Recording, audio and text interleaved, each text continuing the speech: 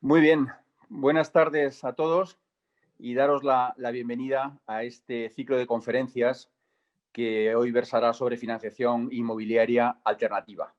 Si me permitís, nos vamos a tutear porque entiendo que estamos en un foro de amigos y lo que quería hacer primero es presentarme. Soy Fernando Catalán de Ocón, arquitecto y el director de programación inmobiliaria del Colegio Oficial de Arquitectos de Madrid. Quería, en primer lugar, agradecer a don Antonio Morera, que luego se incorporará y clausurará este ciclo, por patrocinar este evento. Quería, antes de nada, también presentaros a los ponentes y comentaros un poquito cómo vamos a hacerlo. Nos acompañan hoy 4 especialistas en este tema tan interesante, sobre todo ahora que la banca tradicional de alguna manera reduce su exposición al sector inmobiliario. Como digo, nos acompañan Tomás Gasset, CEO de Urbania. Está también José María Esteban, de Avales y Fianzas, CEO del grupo Ores y Bryan.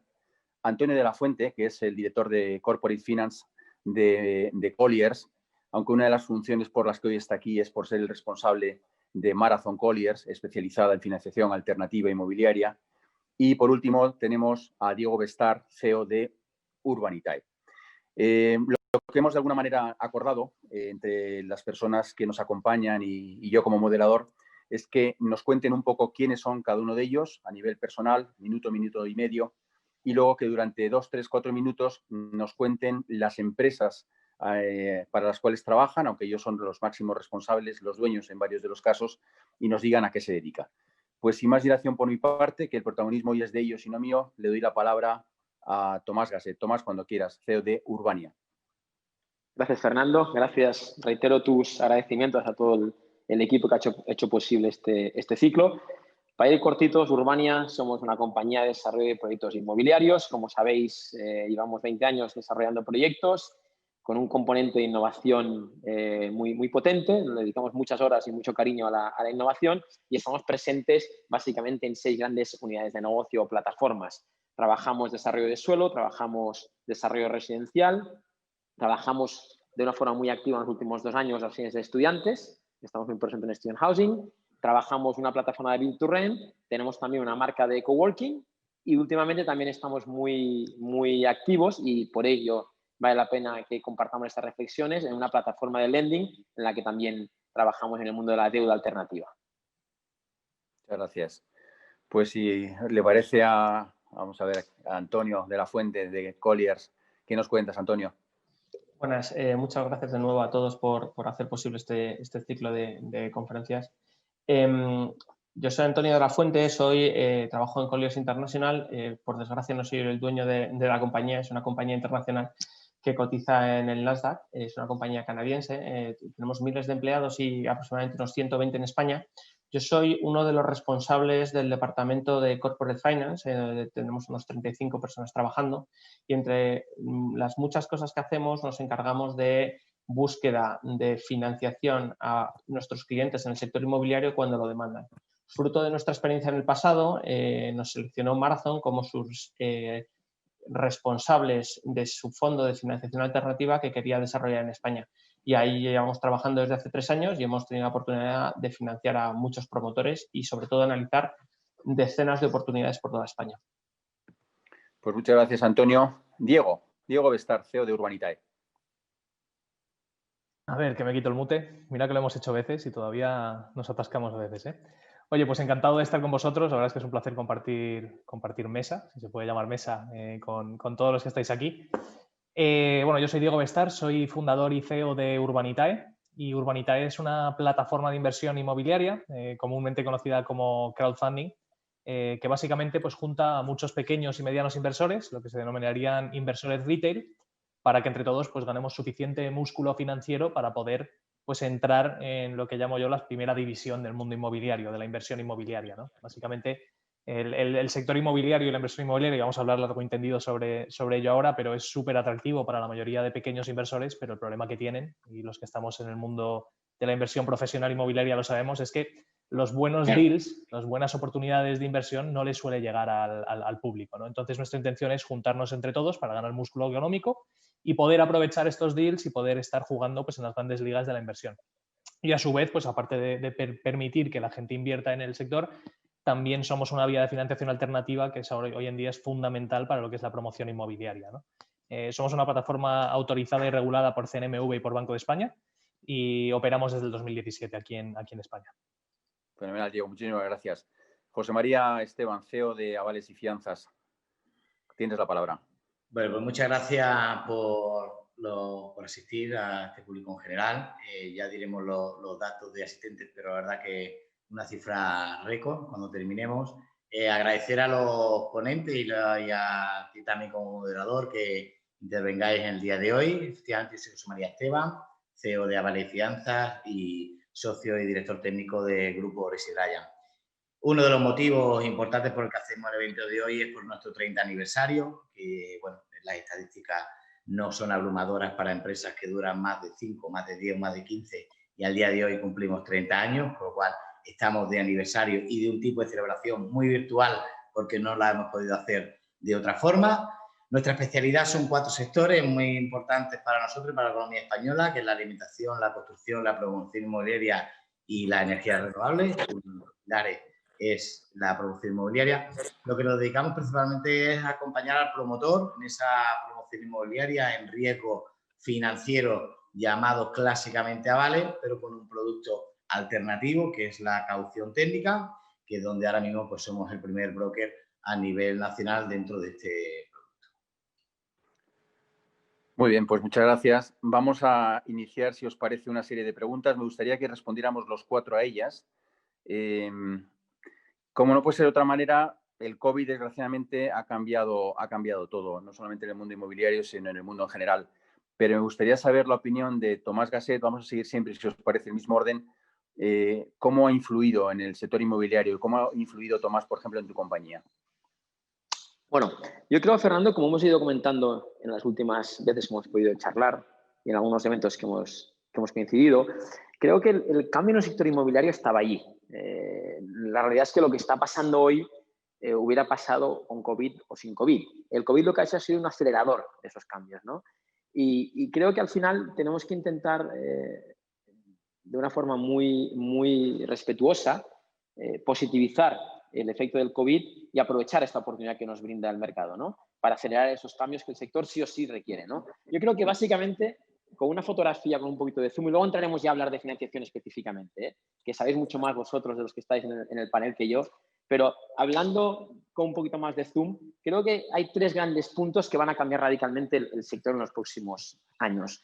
Por un lado, el patrón de consumo de los nuevos usuarios, ¿no? Hemos pasado de tener un patrón de consumo tradicional, de compra, de hipotecarse para toda la vida, etcétera, a un patrón de consumo en el que la propiedad ya no es tan importante, en la que el uso es muchísimo más importante y en la que a lo mejor ese paradigma de hipoteca para toda la vida ya no existe, ¿no? Con lo cual, incluso la forma de financiar los proyectos, si se financiaban basándose en que el comprador final iba a subrogarse en la hipoteca y va a estar todavía con esa hipoteca, también puede ser que cambien, ¿no? Y el tipo de productos que se hagan ya no será tanto un build to sell y probablemente sea un build to rent, en el que la estructura de financiación para el build to rent no tiene nada que ver con la estructura de financiación para el build to sell, ¿no? Entonces, por un lado, el cambio del patrón de consumo de los usuarios de vivienda. Por otro lado está la forma en la que la vamos a construir, la industrialización. Soy un total defensor de la industrialización en la construcción. Creo que un sector como el nuestro, que llevamos prácticamente el 30% del PIB de una forma o de otra, no puede estar construyendo igual que construíamos hace 200 años. Estamos haciendo exactamente lo mismo que se hacía hace 200 años y eso tiene que cambiar. Tiene que cambiar. Tenemos que ser mucho más sostenibles, mucho más eficientes, tenemos que ser mucho más ágiles, muchísimo más rápidos en la construcción y probablemente eso, apoyado por ese cambio de patrón de consumo, nos va a permitir dar entrada en el sector a una forma de construir que hasta ahora no habíamos visto, ¿no? Es el trabajar o el fabricar los apartamentos en una nave industrial que luego simplemente los acoplamos en la obra, ¿no? ¿Y qué significa eso? Significa que la forma de financiar esa obra va a cambiar radicalmente también, ¿no? El patrón tradicional de banco, tasación, hipoteca sobre suelo, certificaciones, disposición sobre certificaciones, ya no existe. ¿Qué pasa con la financiación de una nave, perdón, de un baño que está haciendo una nave industrial? ¿Cómo se financia eso? Tú, José María, lo estás viviendo en alguno de los proyectos que estamos viendo juntos. ¿Cómo hacer seguros de acopios de material que está en la nave y no está en el terreno? Cuando la banca tradicional está solamente centrada en hacer hipotecas sobre suelo y no a otros aspectos alternativos, ¿no? Creo que la industrialización también es un tema que va a llegar y que va a afectar muchísimo el sector. Y por último, derivado de estos dos puntos iniciales, la forma en la que vamos a financiar los proyectos. Hemos hablado de tres cosas: patrón de consumo, industrialización y forma de financiar los proyectos. Y en esta última, creo que tenemos que ser todos un poquito honestos y dar Yo creo que últimamente todo el mundo se queja de los bancos, ¿no? Que ya están de retirada, que ya no aportan nada, que ya no quieren prestar. Yo soy un ferviente defensor de los bancos, honestamente. Creo que nos han hecho un favor enorme. Lo hablaba hace poquito en el CIMET con algunos de vosotros. Al margen que tienen los bancos y con el tipo de producto que tienen, tenemos que dar gracias a Dios del dinero que nos dan. Y no quiere decir que los bancos vayan a desaparecer. Creo que los bancos siguen teniendo un papel importante y seguirán estando ahí, pero probablemente tengamos que complementarlos con algún tipo de financiación alternativa, como la que estamos hablando ahora, o unos esquemas distintos, ¿no? ¿Cómo pueden ser estos esquemas distintos? Pues probablemente tengamos que volver a los básicos, ¿no? Como cuando financiábamos con letras del cliente y que el cliente nos pagaba letras a 10 años y íbamos descontando las letras, ¿no? No quiero que lleguemos a eso. José María se ríe porque lo ha vivido conmigo eso, ¿no? No llegaremos a eso. Parecemos abuelitos hablando de esto, ¿eh, José María? Pero no llegaremos a eso, pero sí que probablemente haga falta que las promociones tengan niveles de ventas más consolidados para poder utilizar más dinero de clientes que, complementado con financiación alternativa y complementado con bancos, hagan la financiación del proyecto. Con lo cual yo creo que tendremos que replantear la financiación de los proyectos, ir más hacia un project finance en el que tendremos diferentes pots del cual vayamos tirando y podamos financiar el proyecto. Pero esa financiación única del banco tradicional, I think it's over. Gracias. Antonio, ¿cómo afecta el COVID? Tú que estás en una consultora a nivel internacional y tienes visión de 360 grados, ¿cómo crees que va a afectar al sector inmobiliario? Bueno, lo que hemos visto es desde muy pronto, desde que estalló la pandemia, lo que hemos visto es que se ha producido pues unas retiradas bastante significativas de los inversores internacionales que estaban actuando en España, ¿no? Por dos motivos. Primero, porque se ha producido un importante gap de expectativas entre el vendedor y el comprador que no se han conseguido machear durante muchísimos meses, y porque muchos de estos inversores que tienen una visión paneuropea de su estrategia de inversión han encontrado oportunidades de inversión en otras jurisdicciones que empezaban a ser más interesantes que España. Y ante la posibilidad de jugarte el dinero en diferentes tableros, pues te vas a aquel donde la rentabilidad estimada parece que pudiera ser más alta, ¿no? Eso al nivel de inversión institucional. que salvo en 2 sectores y medio se ha visto muy afectado. Los 2 sectores han sido el logístico, el sector residencial desde el punto de vista de Build to Rent y el subsector de supermercados también ha funcionado bastante bien. Sorprendentemente la demanda, lo que nos dicen nuestros clientes promotores, es que se ha mantenido muy bien, especialmente durante el verano y sobre todo hasta el mes de octubre y noviembre, a partir de ahí con algunas más dudas. Pero lo que sí hemos podido comprobar, como comentaba Tomás, es que los bancos, ante esta perspectiva de inversión más ralentizada, una demanda que estará por ver cómo evoluciona, sobre todo cuando se empiecen a publicar futuras cifras de paro una vez que terminen los ERTEs, pues se ha mostrado más reacia a financiar proyectos. Esto lo que nos lleva lleva a todos nuestros clientes a tener que apostar de manera decidida ante algo que ya estaba antes de la crisis, que era la financiación alternativa, pero es que ahora, por la inercia que están llevando los bancos en esta crisis, se van a ver obligados a no verlo como una financiación alternativa, sino casi, jugando con las palabras, como una alternativa a la financiación cuando los bancos no estén, ¿no? Y van a tener que aprender a convivir con ella y tener que utilizarla para poder desarrollar sus proyectos.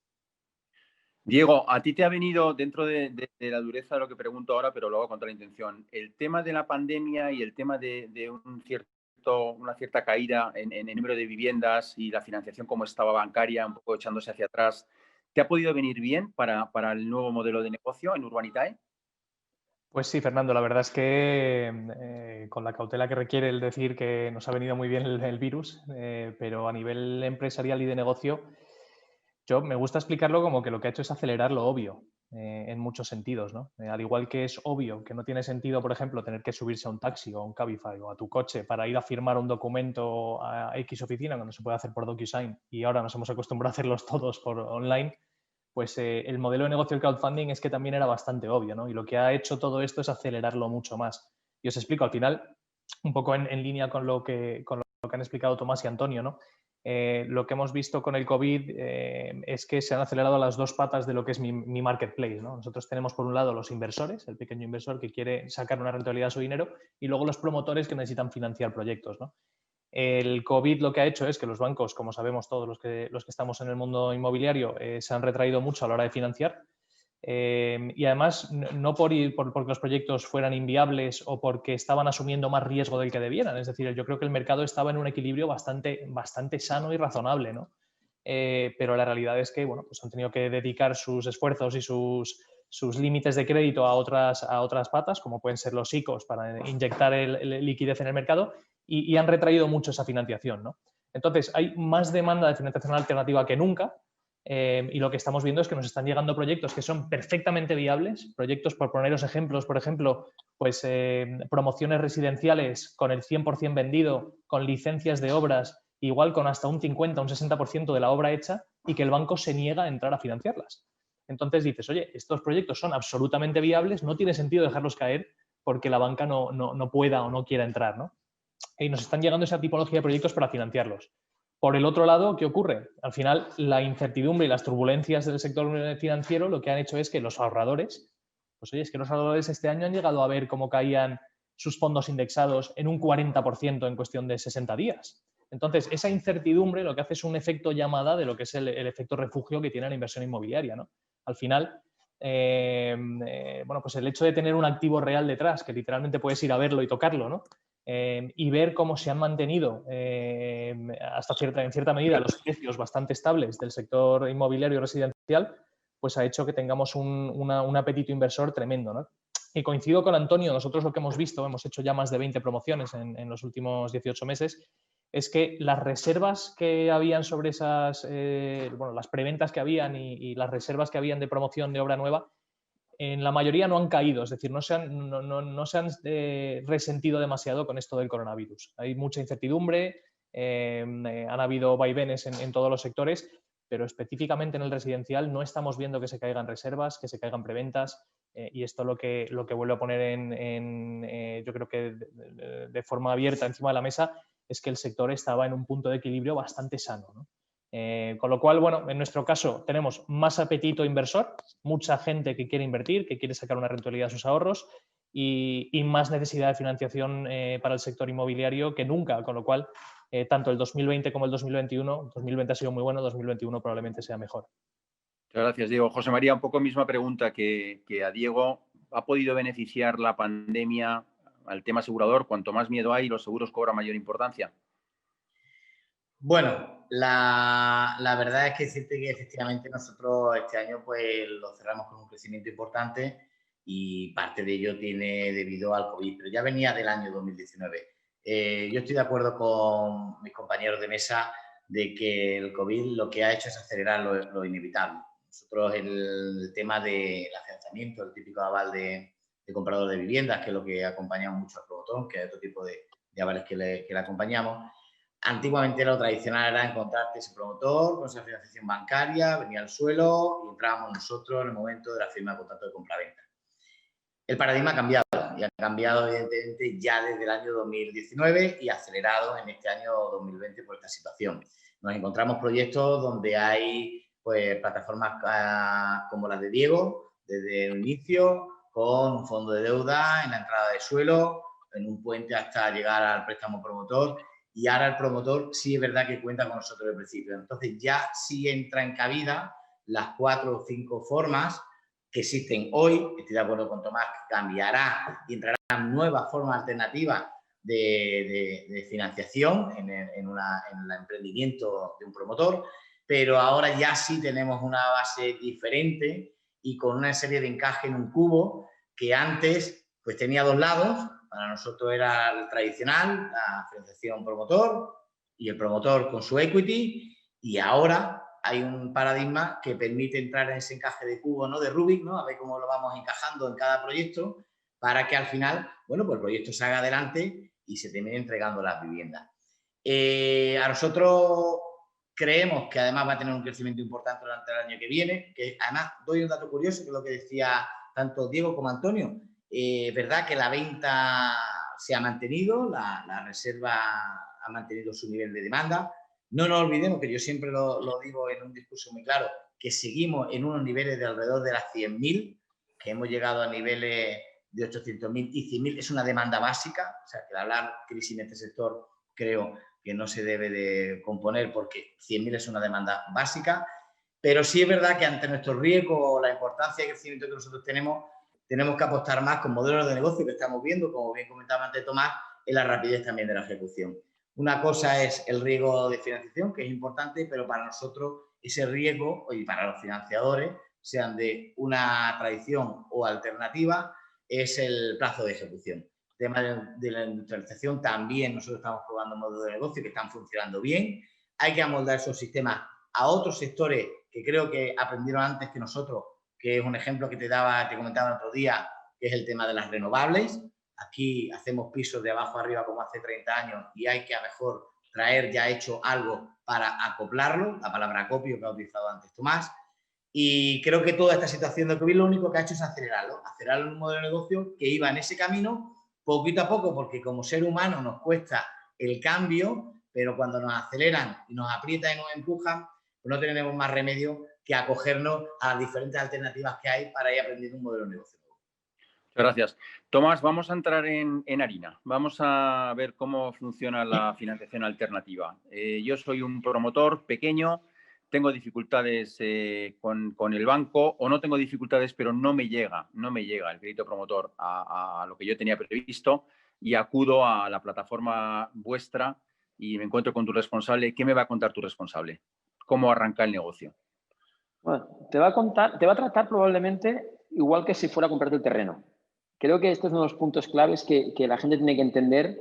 Cuando hablamos de financiación alternativa, no significa lo que la gente se piensa, que es prestar al 13%, ¿no? Y entonces la gente dice, no, la alternativa es muy cara, ¿no? El modelo de mezzanine financing es muy caro, ¿no? Yo creo que tenemos que romper ese paradigma, ¿no? Y como decíamos al principio, hemos coincidido todos en ello, hay que repensar la forma en la que se van a financiar los proyectos. Y no significa que todo sea alternativa, ni que todo sea banco. Es que tendremos que jugar con los diferentes spots, ¿no? ¿Qué diríamos nosotros? Nos sentaríamos contigo como promotor, Fernando, y te diríamos, ¿por qué vendes? ¿Por qué vendes? Cuéntame por qué vendes. Y me dirás probablemente, vendo porque...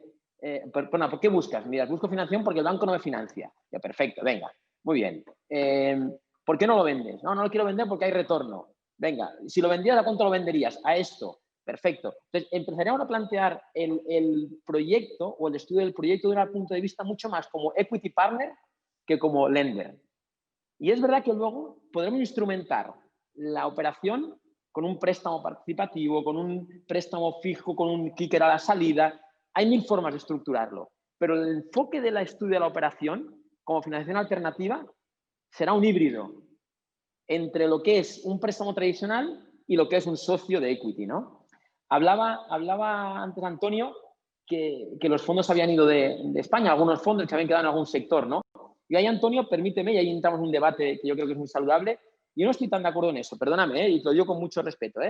Nosotros estamos viendo, trabajamos con varios fondos y es verdad que algunos de ellos, los más oportunistas, que buscan retornos muy altos, han decidido que España ya no es un mercado atractivo, pero hay otros muchísimos que precisamente ven ahora en un mercado ya consolidado, con yields más bajas, pero largoplacistas, un mercado muy atractivo. Y, por ejemplo, hablando de sectores, tú hablabas de retail y de residencial.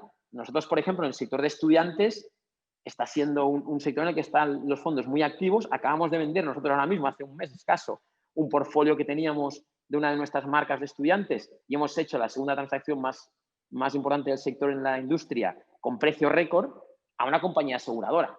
Es decir, que es verdad que el capital sigue estando. Lo que es otro tipo de capital. Se ha ido un tipo de fondos o un tipo de capital y ha entrado otro tipo de capital. Y ahí es donde tenemos que aprender a jugar, ¿no, Fernando? En entender qué players hay y qué retornos esperan estos players.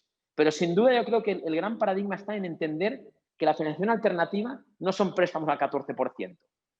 La clave, sí. Fenomenal. Antonio, cuéntanos algo complementario a lo que acaba de contar Tomás. Desde Marathon... Sí. No, básicamente estoy de acuerdo con lo que dice Tomás. Con carácter general, lo que hemos podido ver es que hay fondos que, ante las nuevas perspectivas, están siendo tienen más oportunidades, más alternativas donde prestar la financiación o donde decidir dónde invierten, y ante eso, pues están siendo más selectivos o están poniendo más requisitos o están buscando otras zonas donde invertir. Nos lo cuentan, nosotros tenemos monitorizados no menos de 30 inversores de financiación alternativa que, junto con Marathon, con el que tenemos el mandato de inversión en exclusiva para su estrategia en España, hemos estado manteniendo conversaciones con ellos durante las últimas semanas y con especial relevancia en el último mes, y todos nos dicen que las operaciones que reciben ahora son operaciones con las que ni podían esperar hace apenas unos pocos meses, ¿no? ¿Por qué? Derivado de la falta de financiación de las entidades financieras. Ante esas posibilidades, cuando tienes diferentes alternativas de inversión, la gente es más selectiva y a veces es incluso más exigente con los retornos estimados.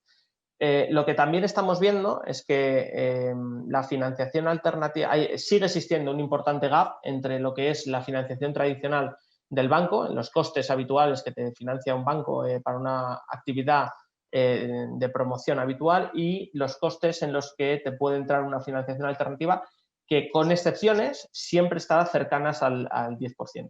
En nuestro caso, en el caso de Marathon, tenemos un mandato exclusivo para prestar bridge loans, o lo que son préstamos puente, para ayudar a comprar al promotor el suelo y viabilizar la promoción hasta que es capaz de obtener licencias, preventas, y una entidad financiera ocupa nuestra posición.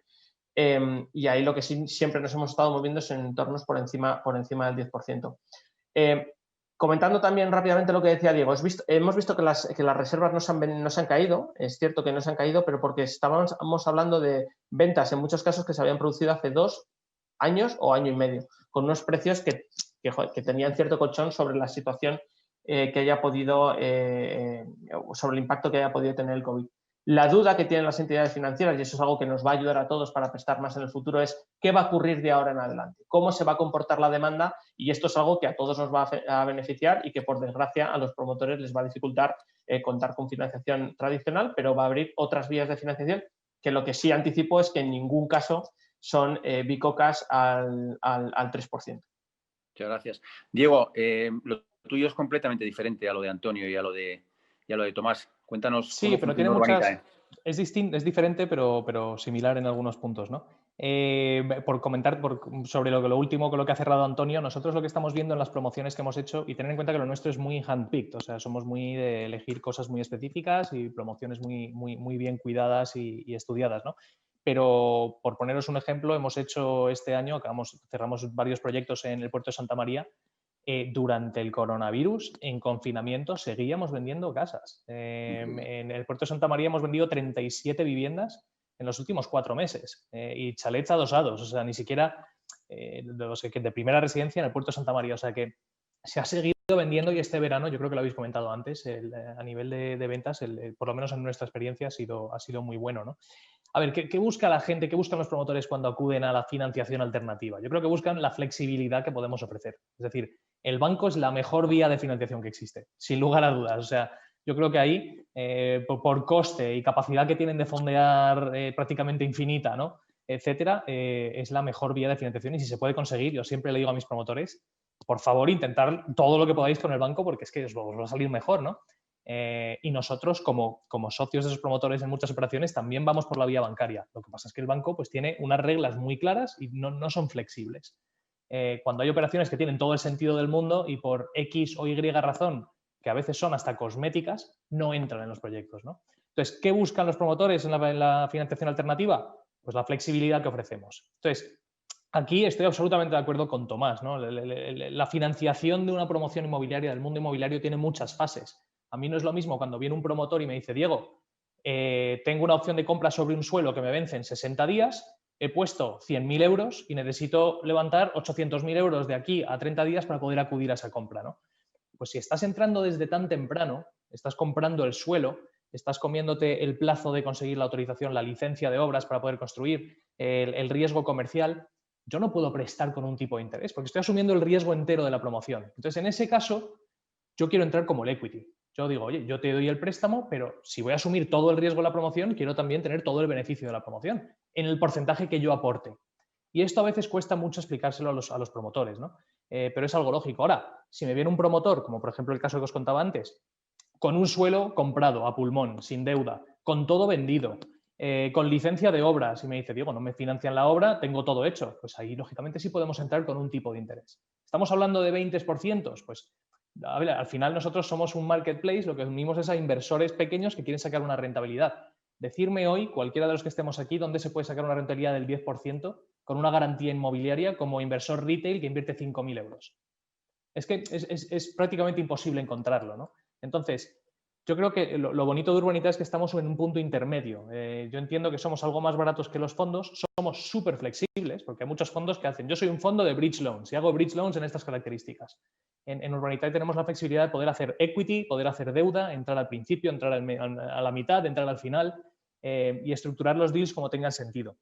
Y al final yo creo que ese es el futuro en realidad de cómo se va a estructurar el lending, ¿no? Y lo habéis comentado antes. Van a haber muchas más opciones que la tradicional, que es la bancaria. La bancaria siempre va a ser la primera que queramos todos, pero tienen que haber más opciones, es saludable y lo que necesitamos es flexibilidad a la hora de financiar proyectos que en su mayoría son viables. Muchas gracias. José María, pregunta a Carlos, al cual le doy las gracias por estar siguiéndonos, y además coincido con él, ¿por qué es tan desconocido el mundo de los seguros de caución? Bueno, la verdad la pregunta es idónea en este momento. Efectivamente, la caución es un producto que es un gran desconocido en España, ¿vale? Dentro de Europa no tiene un peso específico como debería de tenerlo. Sí es verdad que ya hay un informe que se llama el informe Finacor, que es más importante en Europa, que indica el peso de la caución frente a la banca, que es en el tema de avales, la segunda modelo a elegir dentro del mercado financiero. En el 2019 ya llegaba la caución a estar en un 30%, se movían más o menos unos 450 millones de euros lo que es comisiones o primas, por igualar, digamos, en la terminología. En el 2019 estaba en un 30, venía de un 14 con un crecimiento espectacular. El año pasado creció un 40 dentro del sector en España, ya llega este año más o menos a un 36, o sea, una de cada 3 fianzas, avales, llamémoslo como queramos, o garantía, ya se hace en el mundo asegurador. Pero es que en el mercado europeo, en países espejo como Alemania, como Italia, como Francia, hablamos que el 80% se hace en la modalidad de caución. No te voy a hablar ya del mercado americano, que la banca en este sentido es casi inexistente. Es desconocida porque creo que España es un país bancarizado y lo estamos viendo en base al cambio que se está realizando. Creo que además la alternativa nuestra, yo desde mi punto de vista, y animo a cualquier financiero que nos esté viendo, que la pruebe, por lo menos la pregunte, la consulte y la mire. Primero, porque bueno, la ventaja única principal es la CIRBE. No estoy exento de CIRBE, con lo cual no estoy acumulando ese riesgo del Banco de España, ya me elimina como todo este tipo de financiación alternativa. Pero además, una palabra que ha dicho Diego que me encanta y la utilizo mucho es la palabra flexibilidad. Tomás, que lo ha vivido mucho con nosotros en muchos proyectos y al día de hoy, como siempre, le doy las gracias, confía mucho en el día a día con nosotros, pero proyectos además muy alternativos, muy divertidos o proyectos más innovadores. Nosotros llegamos a hacer el tema de los avales sin necesidad de ningún tipo de financiación. Para nosotros lo que el proyecto tiene que ser viable. La palabra viable puede ser con lo que aporta Antonio, con lo que aporte Tomás, o con lo que aporte Diego, o con una mezcla de 2, de 3, o con equity del promotor. Para nosotros lo importante es que el cash flow de ese proyecto sea viable. Y la palabra flexibilidad que decía Diego es una parte importante. Nosotros, un proyecto monitoring, cuando nos preguntan, ¿dónde está vuestro proyecto monitoring? Tú eres arquitecto, Fernando. En una obra hay un arquitecto y un aparejador. Si esos señores no saben regir una obra, lo dejamos. Además, hay un constructor que va certificando y hay un promotor que vigila. En nuestro caso, una vigilancia sobre la vigilancia de la mayor vigilancia ya es demasiado, es imputar un coste al proyecto. Lo que queremos es que se termine. Y a partir de ahí, la segunda pregunta que nos hace, bueno, ¿y cómo puedo utilizar el dinero del comprador y para qué? Yo le pregunto, ¿para qué lo necesitas? Hay gente que lo necesita para aportar para un trozo de suelo, como decía Diego, se puede utilizar. Hay gente que lo utiliza para la construcción, hay gente que lo utiliza para una permuta, hay gente que lo utiliza... O sea, la pregunta es cómo hacemos esa viabilidad entre todo ese encaje de Rubik, del cúbito, pero nosotros aportando nuestro granito de arena. Yo tengo una ventaja ante el comentario que hemos dicho antes. Nuestros costes son ridículos. Y lo digo ridículos porque su coste medio no ronda más del 1,5% anual. Hablar de ese tipo de tasas es ridículo al usar el dinero. Dinero de otro, que es del comprador, que a veces nos cuesta dificultar el sistema tradicional al utilizarlo. Pero aquí ya te abro un paradigma, que a veces lo he discutido y lo hemos comentado en otra mesa, es que, y como decía Diego, que efectivamente la financiación bancaria es la mejor, es la que menos coste tiene, pero es que ahí es donde está el problema. O yo abro un debate para mí importante que me ocurre como usuario, no como en lo que hago todos los días. Que a lo mejor es demasiado barata. Porque el problema que nos encontramos muchas veces es que, y en dos tipos de promociones, que es un segundo punto que quería tocar, que Antonio ha comentado antes y Diego ha continuado, de que ha habido un nivel de ventas alto y ha dicho un proyecto de Santa María, es que también, aparte de la localización, habría que diferenciar entre primera y segunda vivienda, porque hay un negocio donde el banco realmente no tiene negocio. Coge como pulmón, como riesgo mayor importante una promoción inmobiliaria y cuando llega la subrogación abre la puerta de sus clientes y han desaparecido todos porque el capital viene con una fuerza muy importante. Entonces, creo que son diversidad de proyectos, diversidad de situación y que además este COVID ha acelerado por la plaza, como decía antes Tomás, el lugar, o como decía Diego, Puerto de Santa María, lugar de sol, adosado, viviendas grandes con jardín, el paradigma del cambio en la época de compra por el post-COVID, ¿no? O por el COVID. Bueno, son esas puntualizaciones que hace que para nosotros haya cambiado y haya mejorado, pero evidentemente me quedo con la palabra que ha hecho Diego, la flexibilidad. A veces somos muy desconocidos porque no nos preguntan y en eso pues siempre nos animamos a que nos pregunten todo lo que necesiten. Si me lo permites, Fernando, entrando en debate un poquito para no entrar en pregunta-respuesta y dando continuidad a lo que dice José María, yo creo que tenemos que intentar no demonizar al banco, no demonizar al banco. Estamos siendo muy injustos con ellos, sinceramente. Yo cuando compañeros promotores se quejan de los bancos, insisto, creo que es muy injusto demonizar al banco. El banco nos presta el dinero muy barato y, por tanto, necesita tener sus escenarios de riesgo muy acotados. Lo que no podemos tenerlo todo. No podemos tener financiación al 60% a un coste de Euribor +1 y en estadios de riesgo incipientes. No podemos. Entonces, yo entiendo perfectamente que el banco, con los márgenes que se maneja, necesita de esos márgenes, de esos plataformas de seguridad y hay que respetarlo. Y como decíamos, hay que ser flexible y utilizar las diferentes plataformas, pero sobre todo, y utilizando otra vez la palabra flexibilidad, que creo que es importante en cualquier ámbito en el que nos movamos, hay que analizar los proyectos uno a uno. Me preguntaba Fernando antes cómo analizamos los proyectos y es uno a uno. Es sentarnos con el promotor, como hace Diego, ver qué pasa, ver qué necesita y buscar fórmulas creativas e imaginativas. E híbridos entre préstamo y equity préstamo. Esto no se le puede pedir a un banco. Un banco no le puedes pedir que te cobre el 2 y que encima entre en un escenario híbrido en asset class, que no hay división horizontal como estudiantes o build to rent y encima tipo, eso no puede ser. Yo pediría no demonizar a los bancos. Sí hay una cosa que sí se le puede pedir a los bancos, Tomás, y yo estoy absolutamente de acuerdo contigo, ¿eh? O sea, si yo estuviera en el negocio de coger dinero y prestarlo al 1,5% asumiendo riesgo promotor, yo no entiendo ese negocio, sinceramente. Gracias a que el banco lo hace, yo encantado, ¿no? Pero no lo entiendo. Ahora bien, lo que sí se le puede pedir a la banca es más agilidad a la hora de responder. Yo tengo promociones que llevan llevaban meses esperando, y el banco les decía, sí, es al comité de riesgos el jueves que viene. Esto lo hemos visto todos, ¿eh? El jueves que viene no ha entrado en el comité de riesgos, por esto me lo tienen aprobado. Y así pasan meses y pasan meses y pasan meses y tengo promotores mirando y diciendo, joder, es que tengo 30 y pico viviendas reservadas, no arranco la obra y en cualquier momento los reservistas van a decir, oye, ¿qué pasa? Devuélveme el dinero que esto no va para adelante, ¿no? Entonces, yo lo que les pido es claridad y que sean más rápidos a la hora de responder porque tienen cosas muy atascadas por su incapacidad de dar respuestas rápidas, ¿no? Sí. Oye, Antonio, te pregunto, y daros las gracias a Tomás y a Diego por este debate, además que lo abrimos así, pero a Antonio le pregunto, porque José Antonio, que también le doy las gracias, pregunta algo importantísimo, garantías. ¿Qué garantías pide la financiación alternativa? Pregunta para todos. Pues yo creo que con carácter general hay cierta flexibilidad, pero siempre se intentan tomar todas las garantías que el resto de financiadores no toman. Es decir, si hay un banco, se intenta convivir con las garantías que el banco no ha solicitado, pero si no está el banco, pues intenta tomar las garantías que el banco hubiera tomado y adicionalmente otras que el banco no hubiera considerado, ¿no? Por supuesto, de orden de prelación de garantías de más a menos, pues todo el mundo considera la primera y más importante y la que todo el mundo valora y es la que más reduce el riesgo, es la primera hipoteca, mucho mejor que, por supuesto, segundas o tramos mezanín.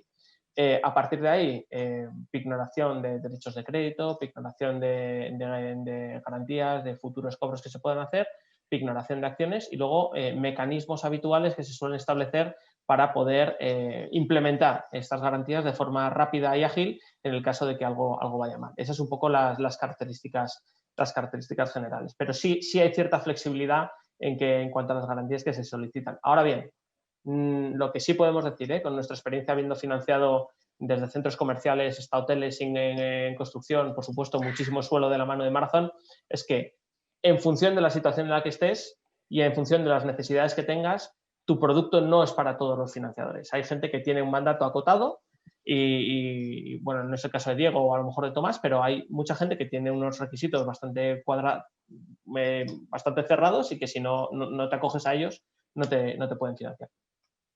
José María, vosotros o Tomás, venga, ya sin que... No, solamente estoy de acuerdo con lo que decía Antonio, disculpa Fernando, estoy de acuerdo con lo que decía Antonio, claro. y en el tema de la aplicación de garantías es relevante. Yo creo que uno de los problemas que tenemos en España es el tema legislativo, ¿no? Hay otras legislaciones más como la anglosajona en la que la ejecución de garantías criminalicias como las acciones es inmediata y eso facilita muchísimo la llegada de inversión alternativa, ¿no? Es una realidad y estoy de acuerdo en lo que dice Antonio, exactamente eso es lo que todos pedimos y lo que tiene sentido, ¿no? Diego, sobre garantías, ¿algo más que... ¿Y José María? Por mi parte, hay poco que añadir. La verdad es que Antonio yo creo que ha tocado prácticamente todas. Cuando entramos en el equity ya estamos ahí, o sea que la garantía es el propio vehículo y el propio activo que estamos comprando, y cuando hacemos lending, pues las garantías habituales que ha contado Antonio. Otra pregunta clave. Simplemente añadir lo que, como decía Tomás, que ante las dificultades que arroja la legislación española para implementar las garantías que se toman en algunas circunstancias, hay algunos lenders, algunos proveedores de financiación alternativa que están siendo partidarios de llevarse la estructura del vehículo jurídica a otras jurisdicciones mucho más pro-lender, como pueden ser la típica de Luxemburgo o la habitual es Luxemburgo, ¿no? Eso tiene unos costes iniciales de arranque elevados y luego de mantenimiento por tener que llevar una sociedad vehículo a una luxemburguesa de la que cuelgue todo el negocio en España, ¿no? Otra pregunta que aparece por aquí, pero que yo también he sufrido como consejero de un grupo promotor para el que trabajo, y es, Tomás, estaba orientada también, bueno, orientada a todos, pero los tickets. Cuando viene el promotor con promociones de 2, 3, 4 millones, le cuesta encontrar la financiación alternativa. Corrígeme si me equivoco. Yo creo que hay de todo, ¿eh? Yo creo que hay players que estamos en un tipo de tickets, que nos sentimos más cómodos en un tipo de tickets y otros en otro tipo. Yo creo que hay para todos, ¿eh? Y Diego, por ejemplo, lo ha dicho, ellos son muy ad hoc, ellos trabajan. Hablabas de proyectos de 900.000 euros, pues nosotros a lo mejor no entraríamos nunca en ese tipo de tickets, pero Diego sí. Antonio probablemente esté en tickets de 20 para arriba. O sea que yo creo que al final hay mercado para todos. La cuestión y lo importante aquí es que todos tengamos la seguridad y apoyemos en promover esta financiación alternativa como una alternativa no esotérica en el sector inmobiliario y que no nos espante. Si es un ticket mayor o menor es lo de menos. Si el proyecto tiene recorrido, la financiación la encontrarás. Bien. Sí. José María, pregunta que te hago, Build to Rent, producto estrella, desde mi modestísimo punto de vista, con quizás en algunas promotoras un error de concepto, y es lo que no es Build to Sell se convierte en Build to Rent, y yo creo que por ahí no van los tiros, sino que hay que buscar una financiación asequible y eso va a condicionar. Desde el punto de vista seguros, desde el punto de vista, José María, tuyo, de experto, ¿cómo analizáis las operaciones de Build to Rent? Porque la banca acaba de aterrizar otra vez y le está costando.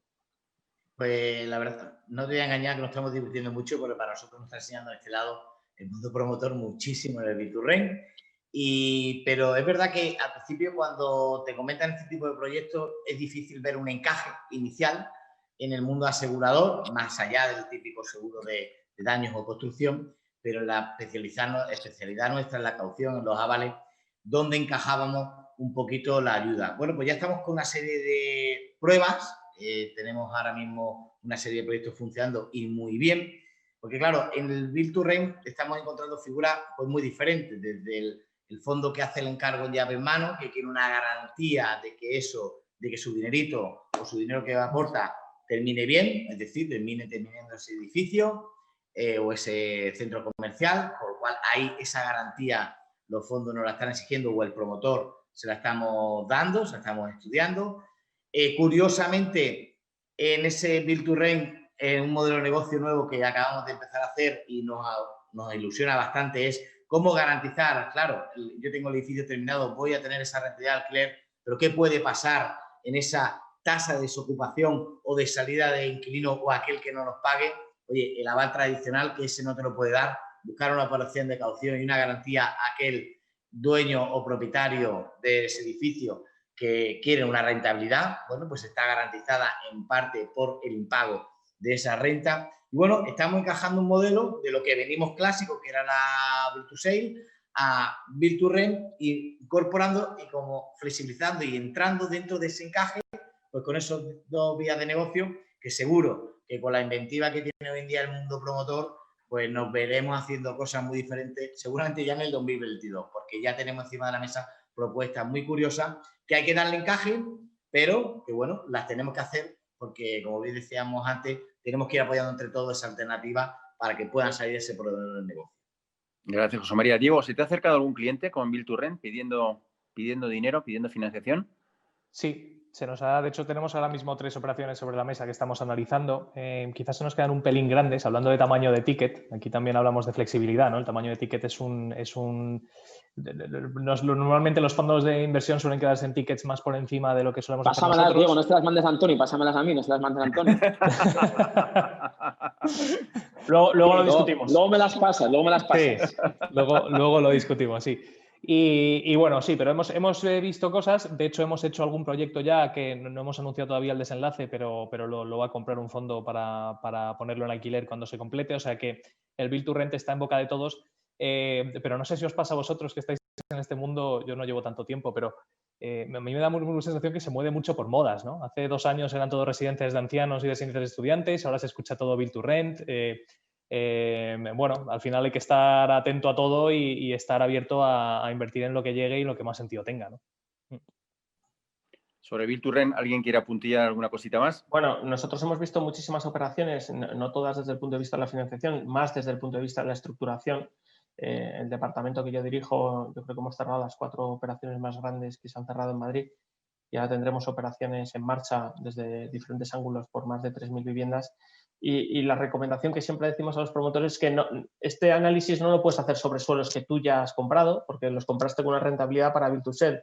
La rentabilidad del Build to Rent es algo menor, los precios tienen que ser más acotados y esa perspectiva la tienes que implementar sobre suelos nuevos que estás analizando y que ves si te encajan o no te encajan, ajustarte en la rentabilidad.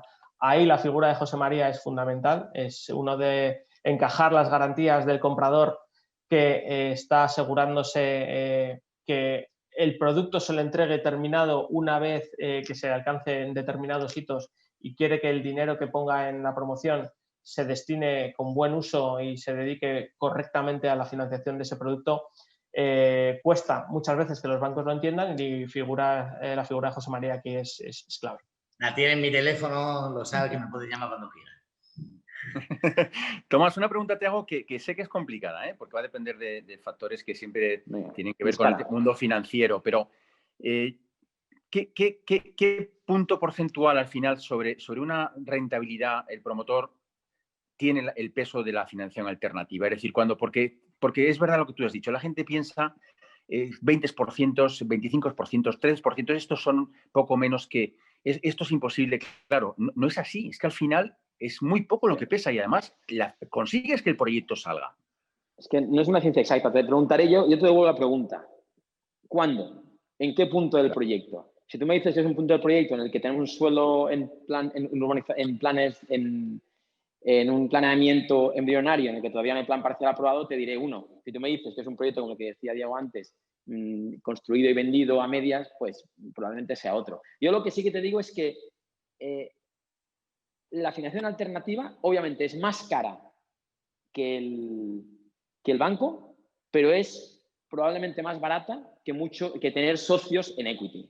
Eso es. Es un híbrido entre un banco y un fondo o un socio en equity que te presta dinero y entra en el capital, ¿no? Y sobre todo, Tomás, yo creo que la pregunta de Fernando iba más por la TIR realmente que tienes del proyecto, por la parte del capital. Es que te lo dirá Antonio también esto, depende de la estructura de capital, depende del pot que cojamos. De hecho, nosotros mismos tenemos algún pot que tiene un coste de capital del 10%, con lo cual no te voy a poder prestar a menos del 13-14, y tenemos algún pot que es mucho más core, que nos cuesta un 4 o un 5, y a lo mejor al 6-7 te lo podemos prestar, ¿no? Lo que sí que creo es que la financiación alternativa se va a ir consolidando y que cuando seamos capaces de conseguir estructuras de capital que nos permitan prestar al 6-7, va a ser una consolidación brutal para el sector. Sí, yo por dar un poco de luz en lo que dice Tomás, mira, si buscas un préstamo bridge que únicamente te ayude a comprar el suelo y luego te pueda sustituir otro financiador, la diferencia entre contar o no con la financiación alternativa puede suponer que sobre el precio de venta final del producto estemos hablando de un 3% aproximadamente. Lo que todos podemos ver es que la diferencia no es si el producto es rentable o no es rentable, la diferencia es ¿hago o no hago el producto? ¿Hago o no hago la promoción? Ese es, digamos, realmente el costo de oportunidad, no perder un 3% del producto de venta final. Y con respecto a lo que decía Tomás, ojalá lleguen esos fondos al 7%, ojalá lleguen con carácter generalizado. Nosotros estamos monitorizando el mercado, como decía, semana a semana y todavía no lo hemos encontrado. Esperemos que aterrice. Mirad, hay una pregunta aquí interesante, sobre todo para los que estáis por ahí, tenéis la suerte de disfrutar de Andalucía, porque ¿qué pasa cuando los futuros compradores no son residentes? Tomás, en la financiación alternativa, ¿hay algún problema o no? No, en este caso no, como decía José María y como estábamos comentando con el resto de compañeros, analizamos el proyecto. Esto no es como en el caso del banco que analizaba el negocio de préstamo promotor basándose en que su rentabilidad está en la subrogación de los clientes. En nuestro caso es distinto. En nuestro caso somos lenders al proyecto. Si el proyecto es viable, que el comprador sea ruso, escandinavo o español no nos afecta. Lo que queremos es que haya comprador y que el proyecto sea viable. Es importante. Está Antonio Morera. No sé si Antonio Morera se ha incorporado, está con nosotros, porque estamos casi a 5 minutos del final. Vamos a ser respetuosísimos con el horario. Y si Antonio no me dice nada... Fernando, estoy aquí, ¿eh? Buenos días. Buenos días, Antonio. Antonio, casi que te dejo la palabra, porque bueno, es la hora de comer en breve y aunque se quedan preguntas en el tintero, creo que menos que darte 5 minutos y agradecerte el patrocinio de la jornada, Antonio. Para mí ha sido un placer porque desde hace muchísimo tiempo estoy muy implicado en el mundo de la construcción, desde hace 40 años. Bien desde las soluciones aseguradoras para los arquitectos, los aparejadores, siempre hemos sido ahí una verdadera buena alternativa. Pero también en el mundo de la caución, nuestra compañía, la compañía MIC Millennium, Es una compañía del grupo mío, del grupo Morera Vallejo DSA, que en definitiva es un grupo andaluz que tiene, bueno, que lo fundé yo y que tiene ya pues 40 años y que nos ha permitido, pues con el rigor y con la flexibilidad que hemos tenido desde el punto de vista de ser siempre muy sensible a las necesidades del mercado, nos ha permitido pues estar en 11 países que estamos ahora mismo. En España hemos sido durante 6 años consecutivos la compañía número 1 en caución, lo cual es un tema que, hombre, que es importante porque creo que es la única vez que 6 años consecutivos ha sido una compañía número 1 en algún ramo. Estamos trabajando muchísimo, muchísimo en el mundo de la construcción en Francia.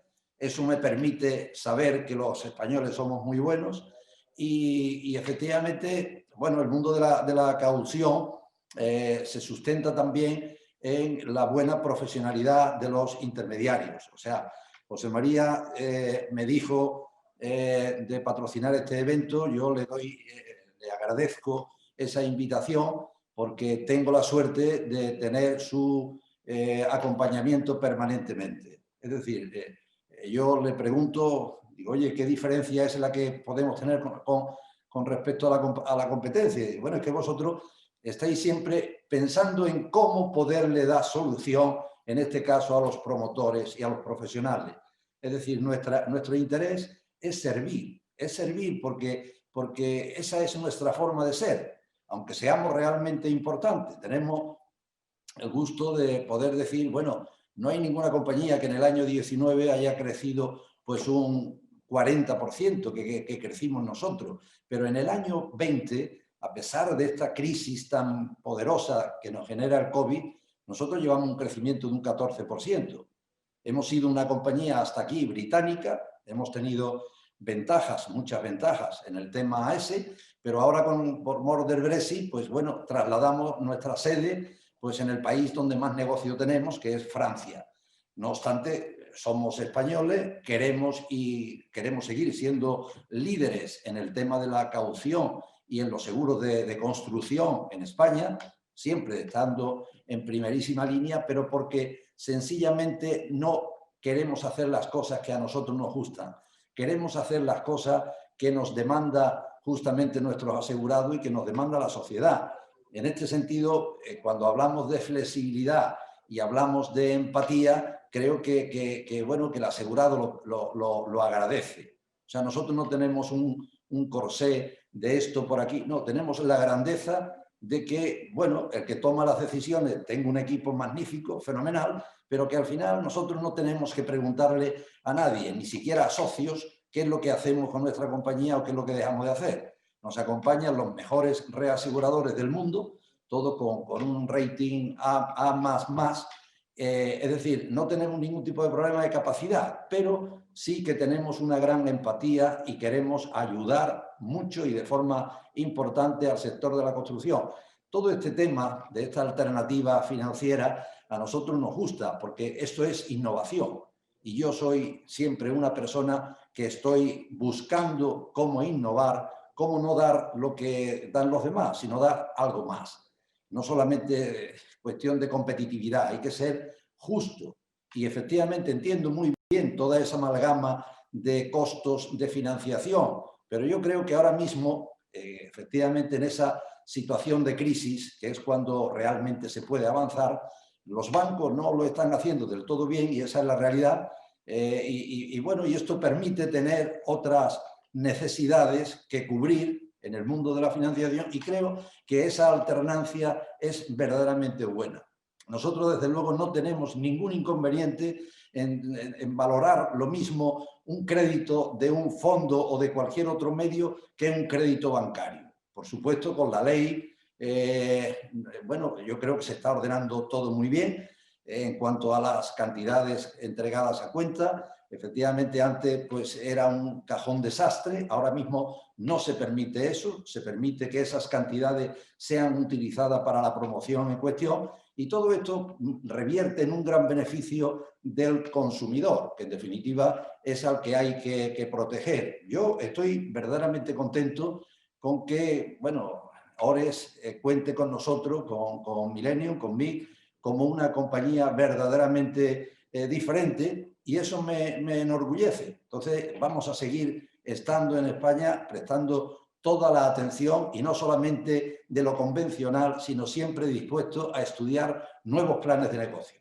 Gracias, Pues, Fernando. muchísimas gracias, Antonio. Estamos en tiempo, además hemos sido tremendamente, en fin, las 2 y 1 minuto. Te lo agradezco muchísimo, Antonio.